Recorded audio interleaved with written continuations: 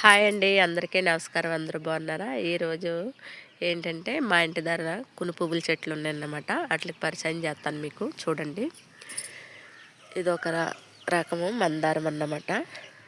చాలా బాగుంటుంది. చూడండి, ఈ మందారం ఇది ఒకటి. తర్వాత గులాబీలు అన్నమాట. ఈరోజు గులాబీలు ఎక్కువగా పూసినాయి అన్నమాట. చూడండి, ఇవన్నీ చూడండి, ఎక్కువ గులాబీలు పూసేసింది ఈరోజు. ఒక్కొక్కసారి ఎక్కడికన్నా వెళ్దాము అన్నప్పుడు, ఊరు వెళ్తాము అన్నప్పుడు పెట్టుకుందామంటే ఒక పువ్వు కూడా ఉంది.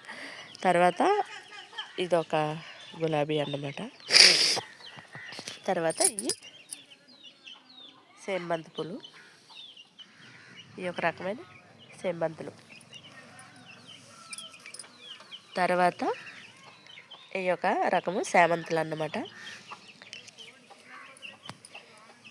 తర్వాత ఇది ఒక రకం చామంతి, ఇదొక రకం బంతిపూలు, అలాగే ఇదొక రకం అన్నమాట. ఇది ఒక రకం బంతిపూలు అన్నమాట.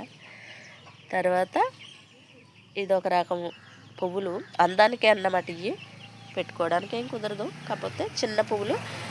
ఇది డెకరేషన్కి అలా చెట్టు బాగుంటుంది, అలాగనేసి వేసుకున్నాం అన్నమాట ఇది.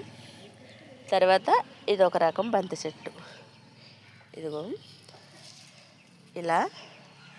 తర్వాత ఏంటంటే మందారాలకు వెళ్దాము. ఇది ఏంటంటే ఇదొక మందారం. తర్వాత